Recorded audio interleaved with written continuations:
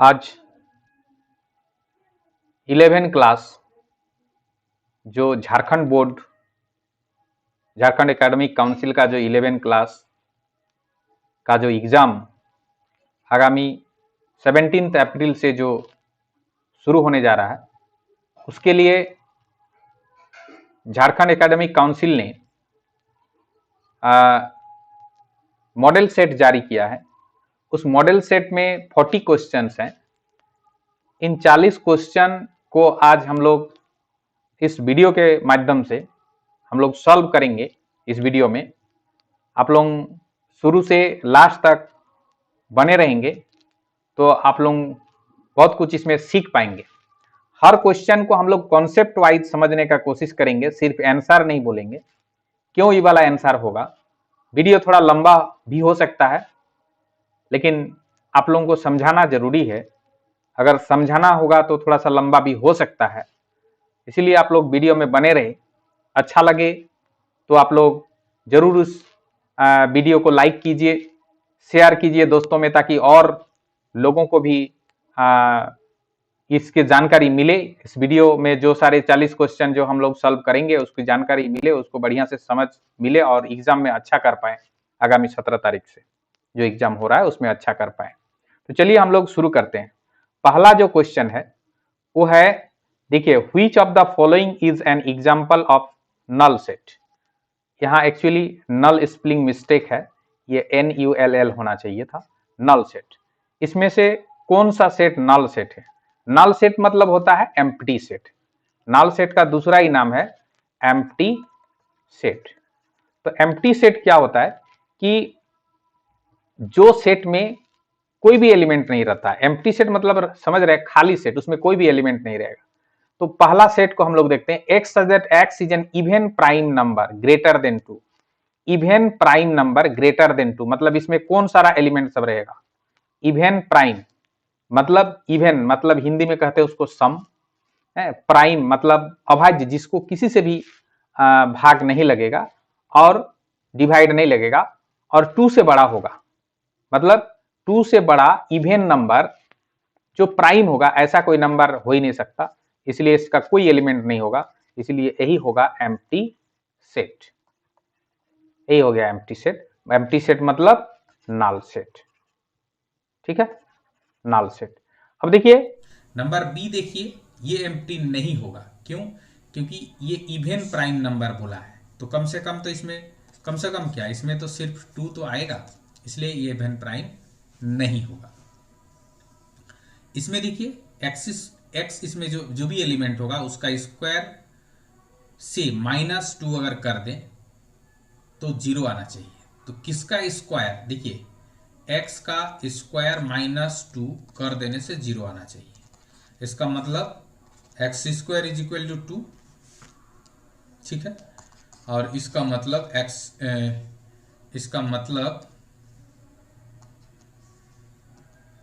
इसका मतलब x is equal to √2। तो इसमें भी एक एलिमेंट होगा c में जो कि √2 होगा, ठीक है। c वाला में √2 होगा। d वाला में देखिए x such that x plus 2 is equal to 5, मतलब इसमें भी देखिए x plus 2 is equal to 5। तो x इज इक्वल टू क्या होगा? 5 माइनस 2 मतलब 3। तो इसमें भी एक एलिमेंट आएगा 3, इसमें भी एक एलिमेंट आएगा √2।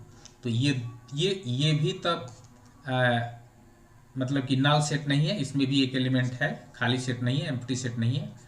ये भी नहीं है क्योंकि इसमें √2 हो रहा है, और ये भी नहीं है क्योंकि 3 हो रहा है। चलिए नेक्स्ट क्वेश्चन हम लोग देखते हैं। ये देखिए, the given statement x such that x belongs to R, और x का वैल्यू -2 और 5 के बीच में। तो यहाँ पर कोई भी एक set x such that x belongs to R, ठीक है, और ये x जो है a less than is equal to x less than is equal to b, मतलब इस टाइप का अगर सेट रहता था तो हम लोग उसको कैसे लिखते थे? हम लोग उसको लिखते थे closed interval a to b। मतलब x जो है रियल नंबर, ये देखिए यहाँ जो भी x होगा वो एक्स रियल नंबर, और वो जो एक्स होगा माने जो रियल नंबर होगा वो ए और बी के बीच का, लेकिन ए भी होगा बी भी होगा क्योंकि यहाँ इक्वल दिया हुआ है, तो उसको हम लोग ऐसे लिखते थे। और अगर मान लीजिए कि कहीं पर ऐसा था कि X such that X belongs to R और यहाँ A less than X less than B, तो हम लोग उसको लिखते थे open interval A to B. ठीक है, लेकिन यहाँ पर क्या है, यहाँ पर जो दिया है X such that X belongs to R और -2 less than X less than 5, इसका मतलब यहाँ पर होगा ये ओपन इंटरवल, देखिए इक्वल नहीं है तो -2 और 5 ये होगा। ठीक है, तो इसका मतलब इसका आंसर हो जाएगा -2 5 का ओपन इंटरवल है ना, मतलब x बिलोंग्स टू -2 5। ठीक है, तो यहाँ पर ये वाला होगा सी। ठीक, चलिए नेक्स्ट क्वेश्चन देखते हैं। Let a is equal to this set, which of the statements are incorrect, इसमें से कौन सा इनकरेक्ट है। तो देखिए इसमें कितना एलिमेंट है, 1 एक एलिमेंट है, 2 एलिमेंट है, और 3 और 4 का जो सेट है वो भी इसका एक एलिमेंट है, 5 एलिमेंट है, 6 एलिमेंट।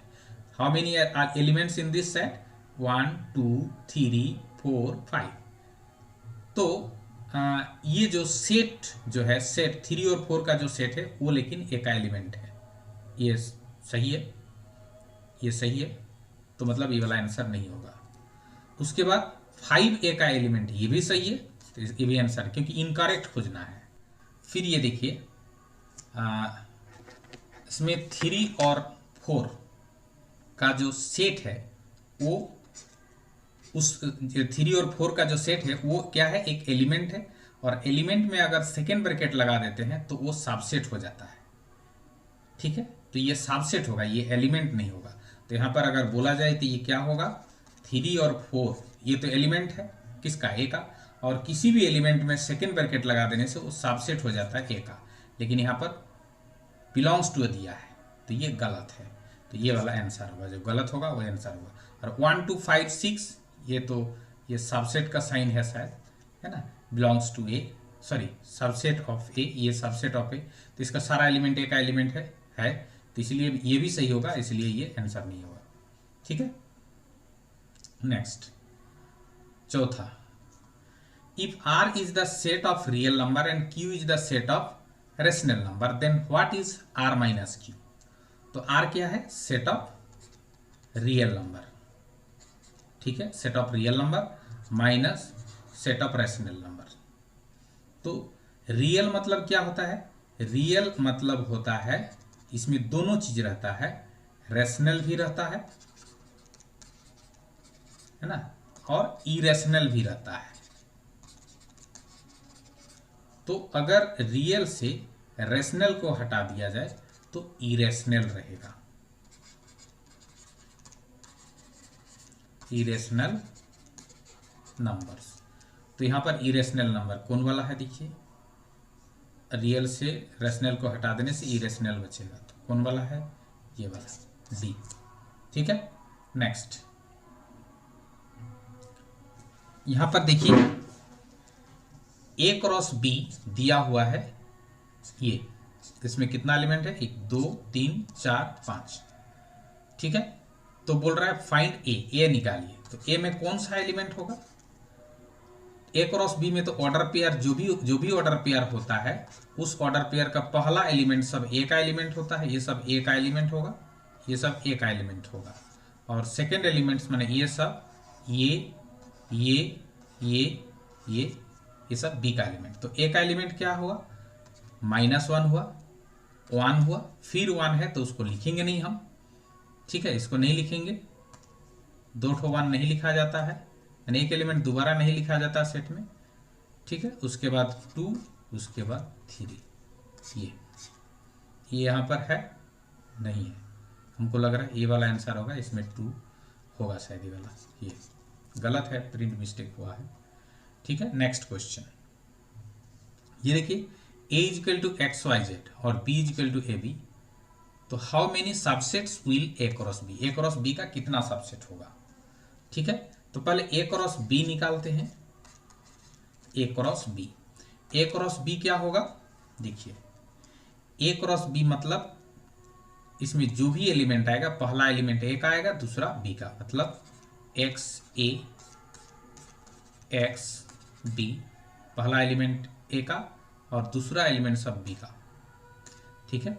फिर वाई ए, फिर वाई बी, फिर जेड ए, फिर जेड बी, ये सब एलिमेंट होगा। तो ए क्रॉस बी में इतना सारा एलिमेंट हो रहा है। तो हम लोग इससे पहले पढ़ चुके हैं कि अगर कोई एक सेट, अगर उसमें 2 एलिमेंट होता है तो उसका कितना सबसेट होता है ना, इसका सबसेट्स होता है 2 to the power 2, माने ए में जितना एलिमेंट रहेगा 2 का पावर में उतना है, तो इतना सबसेट होगा, मतलब इसका 4 सबसेट होगा। फिर अगर ए में मान लीजिए कि 1 2 3 3 एलिमेंट है, ठीक है, तो ए में कितना सबसेट होगा, ए का कितना सबसेट होगा ना, ए का 2 का पावर 3, तो इसमें कितना एलिमेंट है, 1 2 3 4 5 6, तो इसका कितना सबसेट होगा ना 2 to the power 6, तो 2 to the power 6 मतलब आ जाएगा 64, तो ये वाला, ठीक है। नेक्स्ट क्वेश्चन देखिए, the domain of the real function F X is equal to this. इस F X is equal to this जो माने रियल फंक्शन है, इसका डोमेन क्या होगा, रियल फंक्शन बोल रहा है, मतलब ये रियल से रियल पर, याद रख लीजिए, रियल से रियल पर ये फंक्शन है। और डोमेन किसको बोलते हैं, जिसको हम फंक्शन एफ में रखने से इसका इमेज मिलता है, मतलब इस सेट में इमेज मिलता है। तो क्या क्या रखने से इस सेट का इमेज मिलेगा, देखिए अगर हम एफ में अगर हम 3 से छोटा नंबर रख दें तो यहाँ पर 3 से छोटा हो जाएगा, root under F X is equal to हो जाएगा, यहाँ 3 से छोटा -3, यहाँ जो है 3 से छोटा, यहाँ पर जो है 3 से छोटा -3, तो 3 से छोटा जो अगर नंबर रख देंगे तो इसका जो वैल्यू आएगा ना वो रूट अंडर नेगेटिव आएगा, मतलब ये इमेजिनरी नंबर आएगा, ठीक है, ये इमेजिनरी नंबर आएगा। इसका मतलब 3 से छोटा हम यहाँ नहीं रख सकते हैं x के जगह, क्योंकि x के जगह 3 से छोटा रखेंगे तो हमारा इमेजिनरी नंबर आएगा जो कि इस रियल में नहीं है। तो इसलिए 3 से छोटा जो भी नंबर इसमें है रियल में, उस सब का इमेज इसमें नहीं मिलेगा। तो किसका इमेज मिलेगा, 3 का मिलेगा, 3 का इमेज 0 होगा, फिर 3 से आगे सबका मिलेगा, ठीक है। तो 3 से आगे मतलब कितना, जितना ज़्यादा से ज़्यादा रख सकते हैं, मतलब इन्फिनिटी। तो इसीलिए इसका जो डोमेन होगा वो 3 इन्फिनिटी का ऑफ एन इंटरवल, ठीक है, तो ये बी वाला होगा। नेक्स्ट ठीक है, find value of sine 30 cos, ये इसको ए मानिए आप 30 को, और इसको बी मानिए, तो ये 30 को ए माने हैं मतलब ये भी है, 15 को बी माने हैं मतलब ये, मतलब क्या हो गया, sine A into cos B plus cos A into sine B, इस फॉर्म में है। तो इसका वैल्यू क्या होता है, साइन ए प्लस बी, ठीक है। और ए के जगह क्या है 30 है और बी के जगह 15 है, मतलब साइन 30 प्लस 15 मतलब साइन 45 डिग्री, और साइन 45 डिग्री मतलब 1/√2, 1/√2 कौन वाला है, डी नंबर वाला। चलिए नेक्स्ट क्वेश्चन, यहां पर देखिए द वैल्यू ऑफ 10 19 π/3, तो 19 π/3, तो देखिए 10 19 π/3 का वैल्यू हमको निकालना है। तो 10 19 π/3 को हम लोग लिख सकते हैं 6 π प्लस π/3, ये दोनों को ऐड कीजिए 19 π/3 आ जाएगा। तो यहाँ 10 6 π, एक्चुअली फॉर्मूला जो होता है 10 2n π plus theta is equal to होता है टेन थीटा, इसको आप लोग याद रख लीजिए, ठीक है। तो यहाँ पर ये जो 6 पाई है तो उसको लिख सकते हैं 2 into 3 into pi plus pi by 3। तो 10 2n पाई प्लस थीटा के फॉर्म में है, तो हो जाता है 10 थीटा मतलब पाई बाई 3। पाई बाई 3 मतलब रेडियन, 10 पाई बाई 3 रेडियन, मतलब अगर डिग्री के हिसाब से देखा जाए तो ये 60 डिग्री आ जाएगा, और 60 डिग्री का वैल्यू हो जाता है √3। तो ये √3 ये वाला, ठीक है।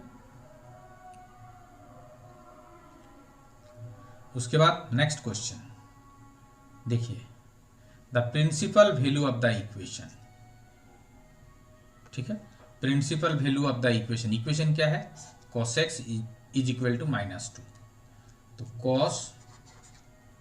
cosec x is equal to -2। cosec x मतलब 1/sin x is equal to -2, ठीक है।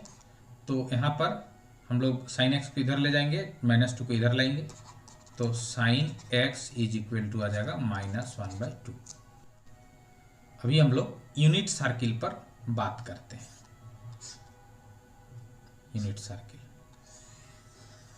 यूनिट सर्किल पर बात करते हैं, ठीक है। तो साइन कितना का वैल्यू 1/2 होता है ना, साइन 30 का। मान लीजिए ये साइन 30 है, माने π/6, ये π/6, ये इसका तब कोऑर्डिनेट होगा √3/2 और 1/2, ठीक है। तो कहाँ पर -1/2 मिलेगा, तो इसको अगर हम इधर बढ़ा दें तो यहाँ पर -1/2 साइन का मिलेगा, क्योंकि थर्ड क्वाड्रेंट में साइन का वैल्यू -1/2 होता है, यहाँ -1/2 मिलेगा, और कॉस का भी -√3/2 होगा, ठीक है। तो यहाँ एक मिलेगा, और कहाँ मिलेगा ना, इससे अगर हम एकदम ये 45 डिग्री एंगल से आए तो यहाँ पर भी मिलेगा हमको साइन का वैल्यू -1/2, ठीक है। और कॉस का वैल्यू ये जो √3/2 होगा, और इसका -1/2, ठीक है। तो कहाँ मिल रहा है, ये में मिल रहा है -1/2 साइन का वैल्यू। तो वो कितना हो जाएगा, देखिए यहाँ से यहाँ तक है पाई, और ये π/6, मतलब अगर पूरा देखा जाए तो ये पाई प्लस π/6, तो पाई प्लस π/6, तो यहाँ 6 pi plus pi divided by 6 मतलब 7 π/6 एक होगा। नेक्स्ट और क्या होगा ना, अगर यहाँ से यहाँ भी आ जाए तो भी साइन का वैल्यू -1/2 आएगा। तो यहाँ इतना दूर तक तो निकल चुका है, इतना दूर तक हमारा है 7 π/6, यहाँ से यहाँ तक 7 π/6, और ये 45 और ये 45 मतलब 90 माने π/2। तो 7 π/6 के साथ अगर हम π/2 ऐड कर दें तो हमारा आ जाएगा। एलसीएम क्या होगा ना, 6 होगा, और 6 से इसको तो ये होगा 7 पाई प्लस, इससे इसको डिवाइड कर देंगे तो 3 पाई, 2 से इसको डिवाइड कर 3 और पाई 3 पाई, मतलब एक्चुअली में हो जाएगा कितना 10 π/6, 10 π/6। तो यहाँ 5 2 जा 10, 3 2 जा मतलब 5 π/3। तो 5 π/3 होगा एक, और एक होगा 5 π/3, और एक होगा 7 π/6। तो 5 π/3 और 7 π/6, एक्चुअली ये वाला होना चाहिए था 5 π/3 और 7 π/6, ठीक है। प्रिंट बहुत मिस्टेक है, उसको देख लीजिएगा। Next question, a wheel max 360 revolution in 1 minute, 1 minute में 360 चक्कर घूम रहा है। Throw how many radian does it turn in 1 second, तो 1 सेकेंड में वो कितना रेडियन घूमेगा। तो देखिए क्या करेंगे, 360 रिवॉल्यूशन माने 360 चक्कर घूम रहा है 1 मिनट में। 1 मिनट में अगर 360 चक्कर घूम रहा है तो हमको 1 सेकेंड में निकालना है। तो 1 मिनट मतलब 60 सेकेंड, 60 सेकेंड में वो 360 रिवॉल्यूशन। ठीक है, तो हमको 1 सेकेंड में निकालना है, तो 1 सेकेंड में कितना रिवॉल्यूशन होगा ना, 360/60 मतलब 6 रिवॉल्यूशन। ठीक है, 6 रिवॉल्यूशन, तो 1 रिवॉल्यूशन में कितना रेडियन एंगल बनता है, 1 रिवॉल्यूशन में 1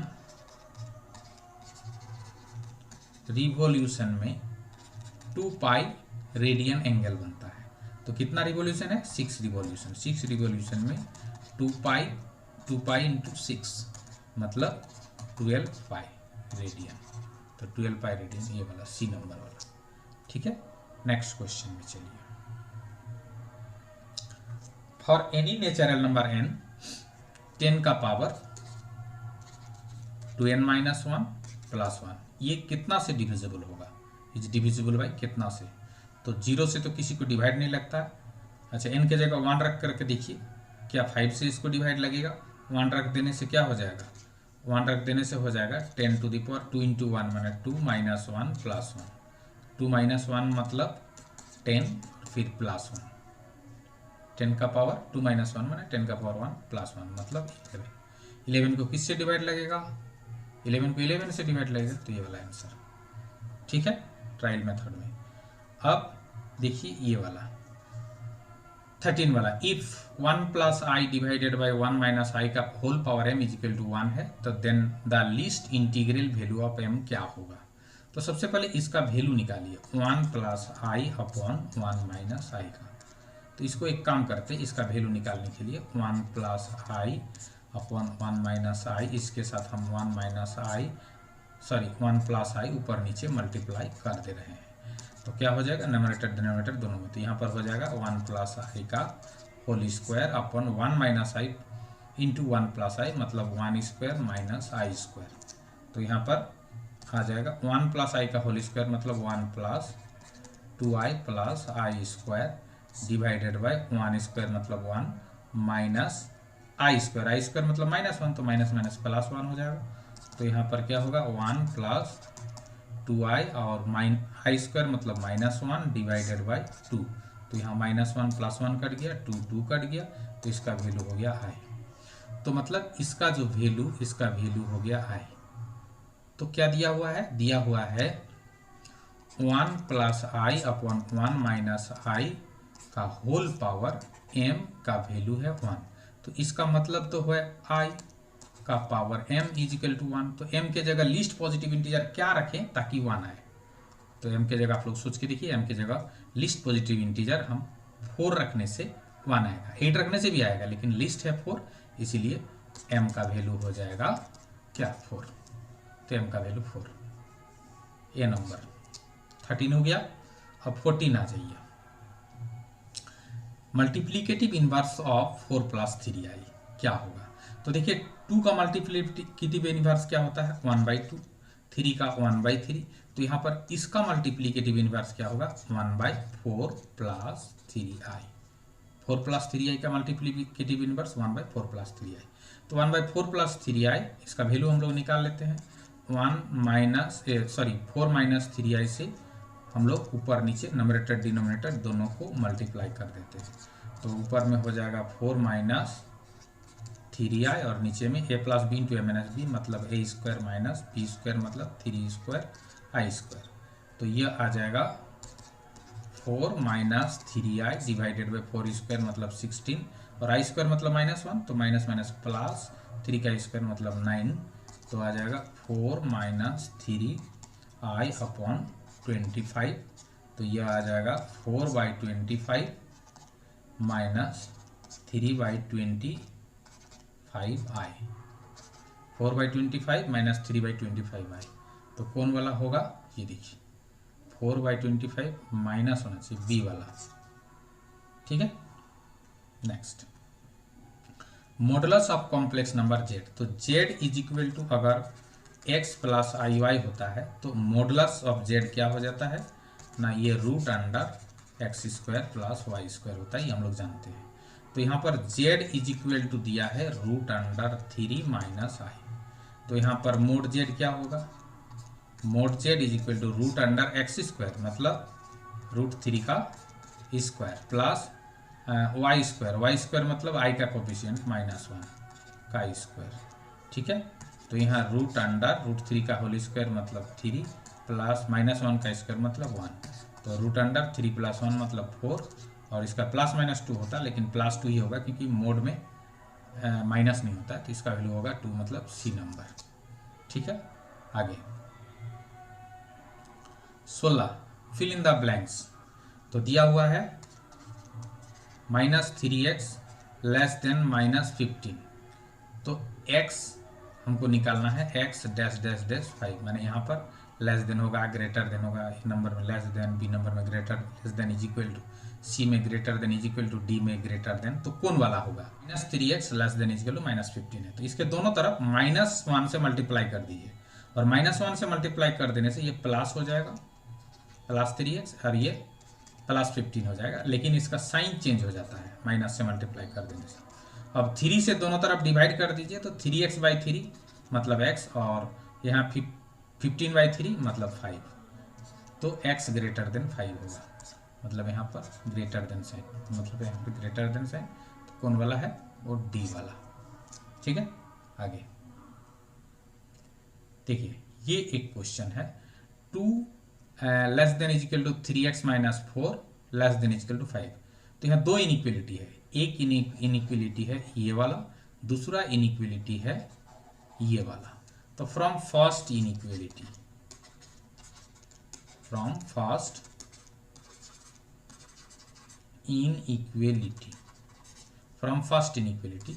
2 less than is equal to 3x - 4, तो यहाँ पर क्या हो जाएगा, 3x का +4 दोनों तरफ कर दो, तो 2 + 4 less than is equal to 3x - 4 + 4 मतलब कैंसिल, तो इसका मतलब हो गया कि 3x बड़ा होगा किससे, 2 + 4 माने 6 से।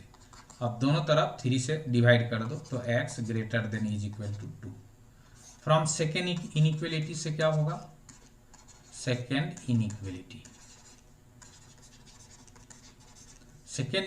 से क्या होगा, सेकेंड इनइक्वलिटी है 3x - 4 less than is equal to 5, तो दोनों तरफ 4 ऐड कर दो, तो 3x less than is equal to 4 add कर देने से यहाँ -4 + 4 कैंसिल, इसीलिए लेफ्ट में 3x और राइट साइड में 5 + 4, this implies 3x less than is equal to 5 + 4 मतलब 9। अब दोनों तरफ हम 3 से डिवाइड कर देंगे, तो 3x/3 माना x less than is equal to 9/3 मतलब 3। ठीक है, तो x का वैल्यू 2 से बड़ा और 3 से छोटा, तो इसका मतलब x जो है 2 से बड़ा होगा और 3 से छोटा होगा, इसका मतलब x का वैल्यू है ना, x बिलोंग्स टू होगा 2, 3 का क्लोज्ड इंटरवल, क्योंकि इक्वल भी है, तो 2 और 3 का क्लोज्ड इंटरवल कौन वाला है, नंबर वाला। ठीक है, नेक्स्ट क्वेश्चन है, देखिए, how many numbers between 100 and 1000। ठीक है, तो 100 एंड 1000 के बीच में जो भी नंबर होगा वो 3 डिजिट वाला नंबर होगा, और वो 3 डिजिट वाला नंबर को 3 डिजिट वाला नंबर होगा, तो उसको हमको फॉर्म करना है यूजिंग द डिजिट दिस। बोला है how many numbers between 100 and 1000 है ना, उसके इस दोनों के बीच में कितने नंबर हम बना सकते हैं, इस सब का यूज करते हुए नो डिजिट बिंग रिपीटेड, कोई भी डिजिट एक से ज्यादा बार नहीं लिखाएगा, तो सब 3 डिजिट वाला नंबर होगा 100 और 1000 के बीच में, तो कितना 3 डिजिट वाला नंबर लिख सकते हैं इस सब का यूज करते हुए, तो 3 डिजिट माने first digit, second digit, third digit, तो पहला डिजिट की जगह कितना ऑप्शन है, 1 2 3 4 5 6 7, तो यहाँ 7 ऑप्शन है, सातों में से कोई एक देंगे। अब यहाँ जब जो दे दिए उसको रिपीट नहीं कर सकते हैं, मतलब एक ठो यहाँ से घट गया, अब कितना आया, 6 ठो बचा, 6 में से कोई एक यहाँ देंगे। ठीक है, फिर जो भी ये जगह दिए हैं उसको रिपीट नहीं कर सकते हैं, तो बचा कितना, 5 में से कोई एक देंगे, तो तीनों को मल्टीप्लाई कर देने से जो आएगा वही होगा, तो कितना आएगा 210 बी नंबर। ठीक है,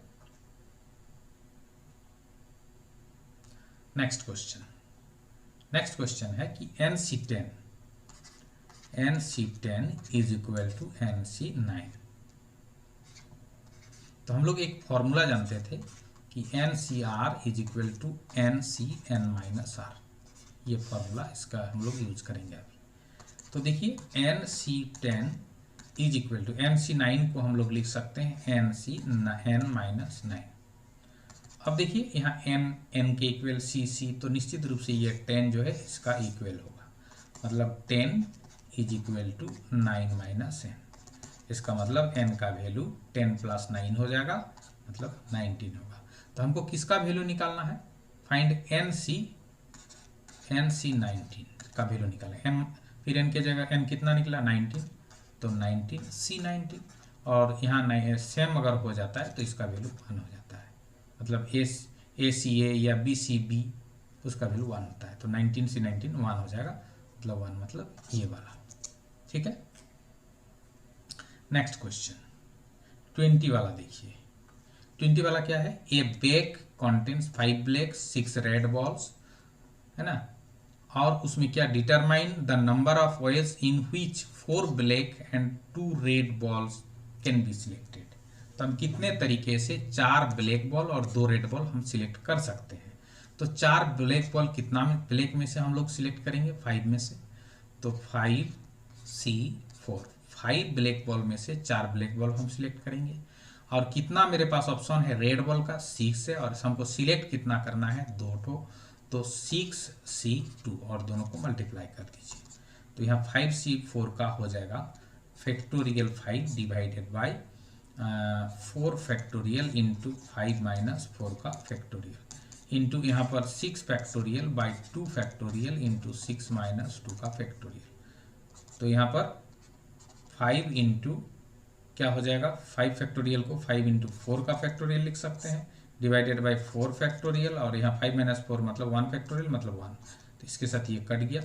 देखिए यहाँ पर क्या होगा? 6 फैक्टोरियल है, तो 6 into 5 into 4 factorial divided by 2 factorial, मतलब 2 इंटू 1, और इंटू यहाँ पर 6 माइनस 2 का फैक्टोरियल, मतलब 4 फैक्टोरियल। 4 फैक्टोरियल कट गया।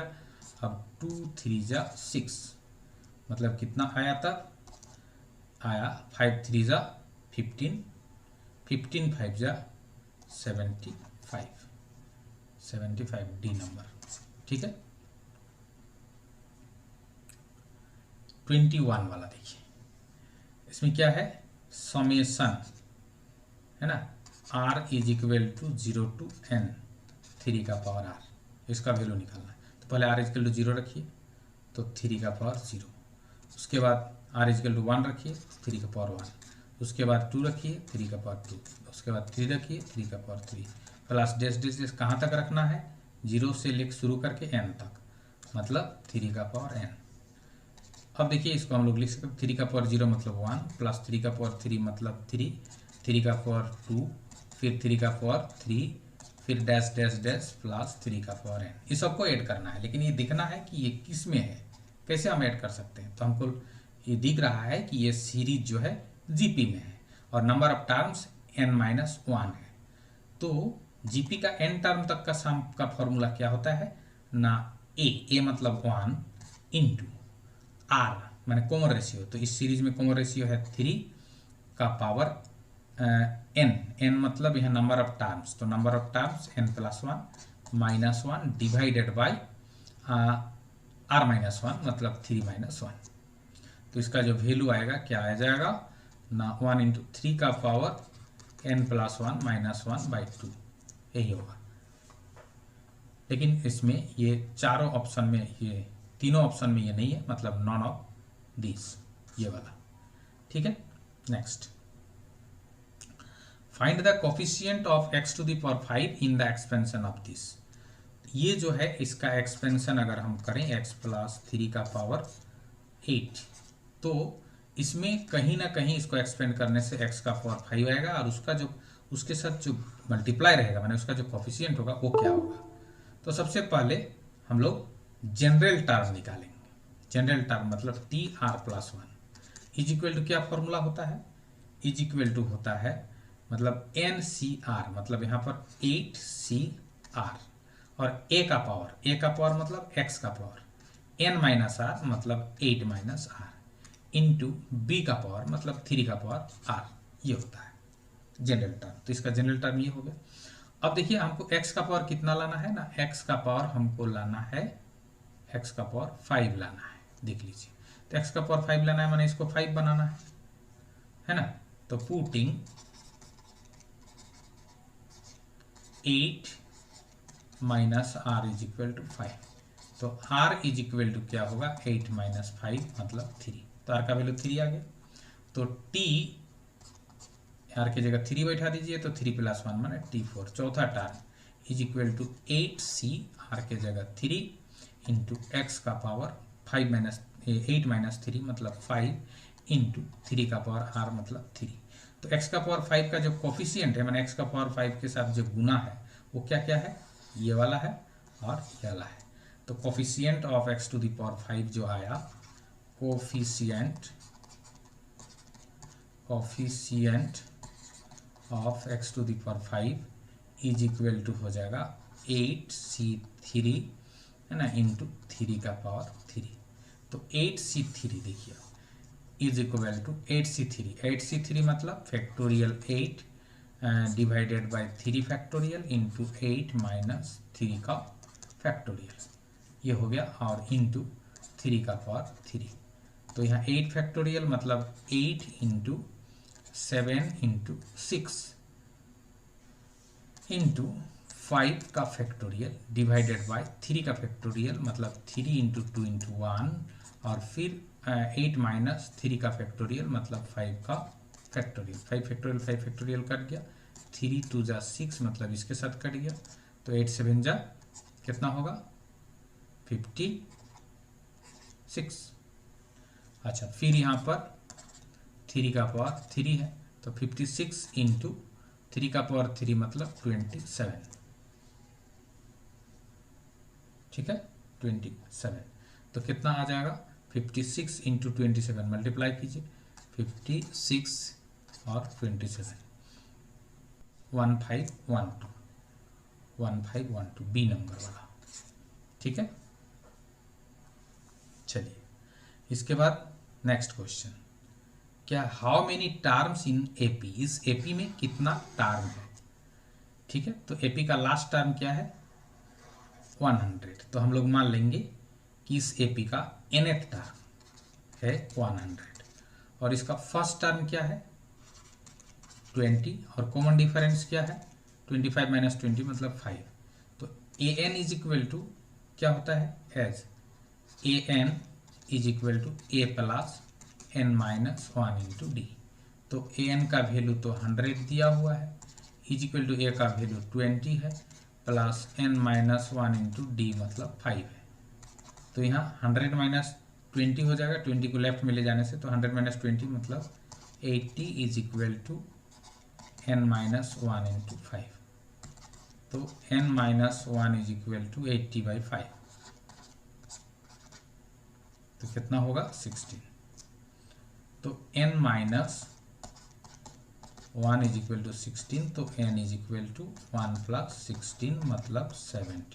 तो नंबर ऑफ टर्म 17 होगा, माने सी नंबर, ठीक है। Next, find the arithmetic mean between 5 and 15।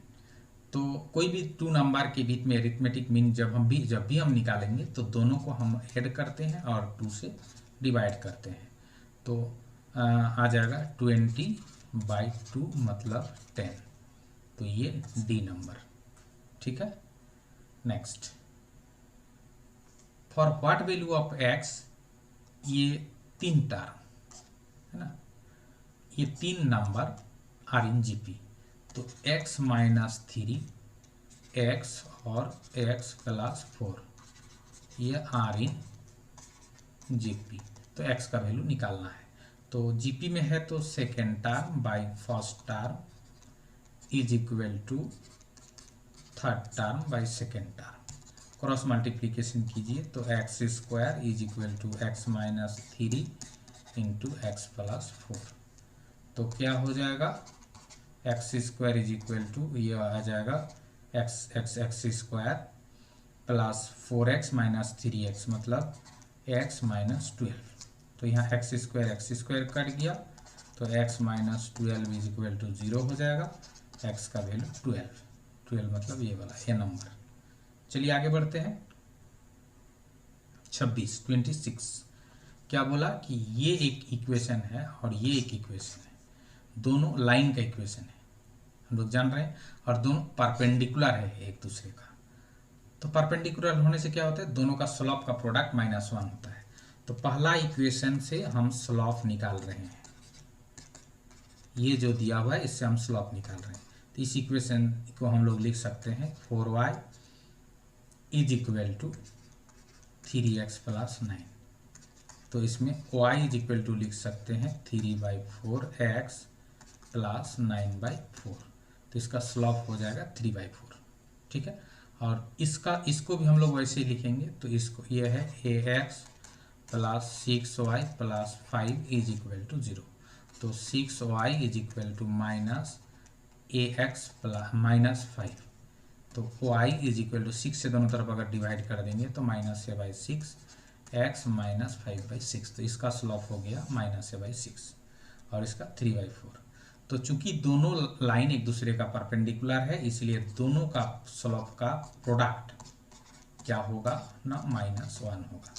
तो ये 3 2 जा 6, दिस इम्प्लाइज -a/4 2 जा 8 is equal to -1, minus cancel.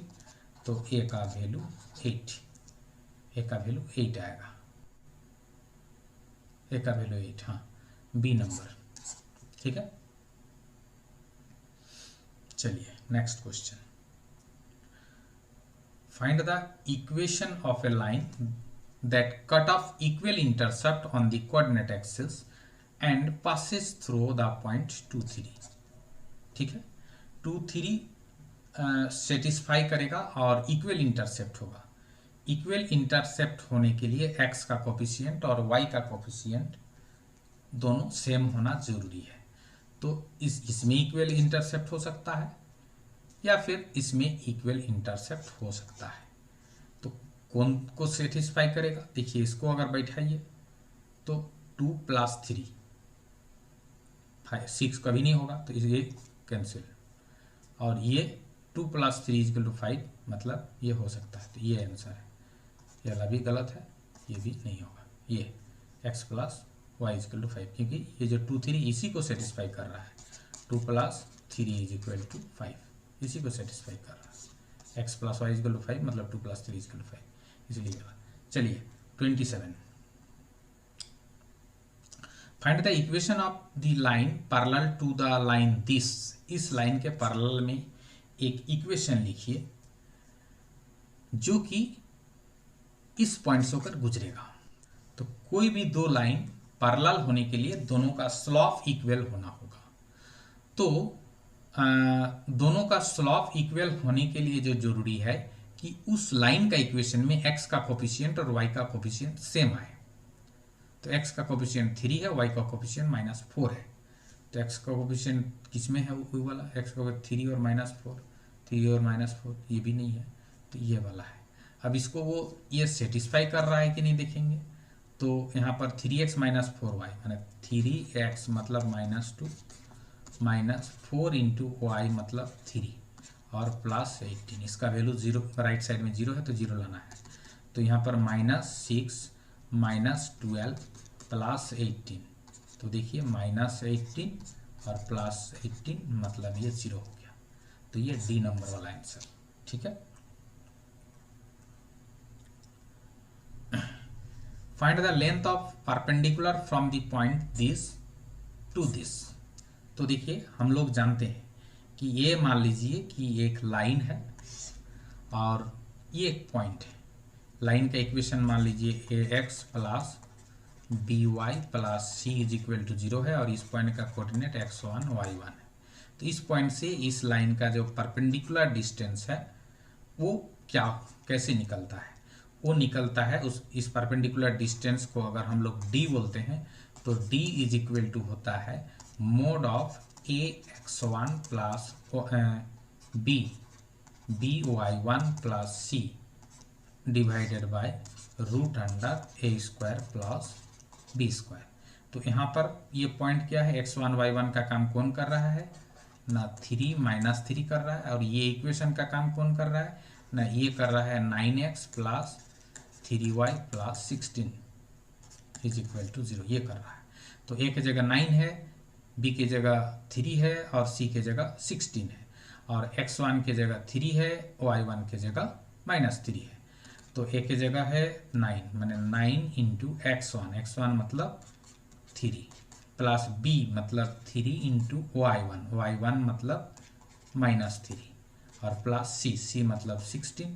इसका हो जाएगा mod divided by root under a square plus b square मतलब 9 स्क्वायर प्लस 3 स्क्वायर। तो इसका जो वैल्यू आ जाएगा मोड ऑफ 9 3 जा 27 और ये 27 हो गया -9 हो जाएगा 3 3 जा plus 16 divided by root under 9 का स्क्वायर मतलब 81 प्लस 3 3 जा 9। तो ये कितना आएगा, ये आएगा, इसको ऐड कीजिए 7 और 6 ऐड करने से 13, 7 6 ऐड करने से 13, हाथ में लगा 1 2 1 3 और 1 4 माइनस 9 का mod divided by root under 90। तो ये कितना आएगा 49 माइनस 9 49, तो 34 का mod divided by root under 90। तो यहाँ पर 34 मतलब 34 बाय रूट अंडर 90 यही। तो आंसर में ऐसा है क्या, नहीं है। तो ये इसका आंसर हमको लग रहा है कि गलत है, इसका आंसर गलत है। ठीक है, मैंने ये आंसर का ऑप्शन ही में नहीं दिया हुआ है, तो हम क्या करें। ठीक, नेक्स्ट क्वेश्चन में आइए। Find the centre of the circle. तो कोई सर्किल का इक्वेशन अगर x माइनस एच का whole square plus y minus k का whole square is equal to अगर आर स्क्वायर है तो उसका सेंटर होता है एच के और रेडियस होता है आर। ठीक है, ये होता है। तो ये जो मेरे पास इक्वेशन है x square plus y square minus 4x minus 8y minus 45 is equal to 0। तो ये x square minus 4x plus y square minus 8y मतलब x को एक साथ लिख ली है ना, और y को एक साथ लिख लिए। अब देखिए इसको हम लोग उस परफेक्ट स्क्वायर करेंगे तो एक्स स्क्वायर यहाँ -4x को -2 इंटू एक्स इंटू 2 लिखेंगे, फिर b की जगह 2 है मतलब 2 का स्क्वायर दे दिए, फिर यहाँ वाई स्क्वायर माइनस ये 8y को 2 इंटू वाई इंटू 4 देंगे तब तो 8y आएगा, b की जगह 4 है इसलिए 4 का स्क्वायर -45 को राइट में ले जाएंगे, और इधर क्या दिए हैं फालतू 2 स्क्वायर और 4 स्क्वायर, तो इधर भी 2 स्क्वायर प्लस 4 स्क्वायर। तो इधर लेफ्ट में क्या हो गया, यहाँ से यहाँ तक में हो गया x माइनस 2 का होल स्क्वायर, और यहाँ से यहाँ तक में x माइनस 4 का होल स्क्वायर, और इधर 45 प्लस 2 का स्क्वायर मतलब 4 और 4 का स्क्वायर मतलब 16। तो इधर जो भी हो इससे हमको कोई लेना देना नहीं है, सेंटर निकालने बोला है। तो सेंटर क्या होता है x माइनस देखिए h जो होता है का होल स्क्वायर, तो h की जगह 2 है और y माइनस के मतलब 4 है, तो h के ही सेंटर होता है मतलब h की जगह 2 है और k की जगह 4 है, इसीलिए इसका सेंटर जो होगा वो होगा 2 4। ये आंसर 2 4 ये वाला। ठीक है, बी नंबर वाला। नेक्स्ट, ये जो पैराबोला है x square is equal to 9y। ठीक है, तो इस पैराबोला का हमको लोगों को एक्सिस निकालने बोल रहा है। तो देखिए x का स्क्वायर होने से पैराबोला तो y के अबाउट y एक्सिस के अबाउट सिमेट्रिक होता है, और y एक्सिस के अबाउट सिमेट्रिक होने से y एक्सिस ही उसका एक्सिस होता है, और y एक्सिस मतलब x इज इक्वल टू 0। तो x इज इक्वल टू 0 मतलब सी। ठीक है, नेक्स्ट क्वेश्चन देखिए, find the distance between the points, ये दोनों के बीच का डिस्टेंस। तो देखिए, अगर कोई एक पॉइंट x1 y1 z1 है एक पॉइंट, ठीक है, और दूसरा पॉइंट मान लीजिए x2 y2 z2 है, ठीक है, x2 y2 z2 एक दूसरा पॉइंट। तो ये दोनों पॉइंट के बीच का डिस्टेंस किस फॉर्मूला से निकलता है ना, d is equal to under root x2 minus x1 का whole square plus y2 minus y1 का whole square plus z2 minus z1 का होल स्क्वायर। डिस्टेंस फॉर्मूला यही है। तो अभी x1 y1 का काम कौन कर रहा है, x1 2 है, y1 3 है, z1 5 है, तो और ये x2 4 है, y2 3 है, z2 1 है। तो d इज इक्वल टू जो होगा वो x2 माइनस x1 मतलब 4 माइनस 2 का whole square plus y2 minus y1 मतलब 3 माइनस 3 का होल स्क्वायर प्लस 1 माइनस 5 का होल स्क्वायर। तो रूट ओवर आ जाएगा 4 माइनस 2 मतलब 2 का स्क्वायर, यहाँ 0 का स्क्वायर प्लस माइनस 4 का स्क्वायर मतलब प्लस 16। तो यहाँ पर आ जाएगा रूट अंडर 2 का स्क्वायर मतलब 4 और 16 मतलब 20। तो 20 आ गया मतलब ये हो जाएगा 2 root under 5, 2 root under 5 D number. ठीक है, नेक्स्ट ये देखिए, derivative of log A to the power X with respect to X. तो log A to the power X with respect to X हमको डी बाई डी एक्स इसको करना है। तो इसको करने के लिए क्या होगा ना, चेन रूल में जाना पड़ेगा, d log A to the power x by d a to the power x into d a to the power x by D x. ठीक है, तो यहाँ पर d log x by D x के form में है तो 1 by a to the power x, और a to the power x का क्या होगा ना, उसका होगा a to the power x into log ए। तो a to the power x a to the power x cancel, तो होगा लॉग ए। लॉग ए तो इसका आंसर नहीं है, तो ये ऑप्शन इसमें नहीं है, इसके लिए कुछ नहीं किया जा सकता। क्वेश्चन के अनुसार ऑप्शन इसका नहीं है। तो यहाँ पर देखिए, limit x tends to 0, limit x tending to 0 x sine 1 by x, इसका वैल्यू क्या होगा। तो देखिए, x टेंड्स टू 0 बैठा देने से इसका वैल्यू क्या आ जाएगा, साइन 1 बाई 0 मतलब साइन इन्फिनिटी। लेकिन साइन का जो वैल्यू होता है वो हमेशा -1 और +1 के बीच में ही होता है। x ये थीटा की जगह कुछ भी हो जाएगी, इतना बड़ा से बड़ा या छोटा से छोटा, -1 और +1 के बीच में ही रहेगा। लेकिन x टेंड्स टू अगर 0 बैठा देंगे यहाँ तो क्या हो जाएगा, 0 इंटू -1 और 1 के बीच कुछ भी, तो 0 इंटू -1 और 1 के बीच कुछ भी मतलब ये 0 हो जाएगा। 0 होगा मतलब ये बी नंबर। ठीक है, उसके बाद ये देखिए, एफ एक्स इजिकल टू इतना है तो d f x by D x at x is equal to 1 निकालना है। F x is equal to दिया हुआ है 2x square plus 3x minus 5, ये दिया हुआ है। तो इसका D f x by D x आप लोग निकालिए। D f x by D x मतलब इसका डिफ्रेंशिएट अगर करेंगे तो 2 इंटू एक्स स्क्वायर का 2x प्लस 3 इंटू एक्स का 1 और -5 का 0 मतलब 4x प्लस 3, और एट एक्स इजिकल टू 1 बोला है तो at x is equal to 1 d f x by D x क्या हो जाएगा, 4 into x is equal to 1 plus 3 मतलब 4 इंटू 1 4 प्लस 3 मतलब 7। नहीं है इसमें ऑप्शन में, क्या किया जाए, कोई उपाय नहीं। ठीक है, 7 ही होगा। चलिए नेक्स्ट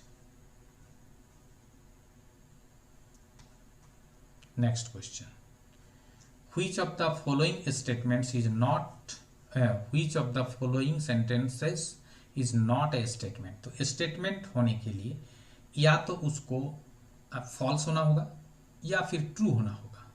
अगर किसी के नजर, कुछ लोगों के नज़र में ट्रू है, कुछ लोगों के नज़र में फॉल्स है, तो कभी स्टेटमेंट नहीं हो सकता। तो यहाँ पर देखिए, नॉट स्टेटमेंट बोला है तो यहाँ पर ये there are 35 days in a month, ये पूरा पूरी गलत है।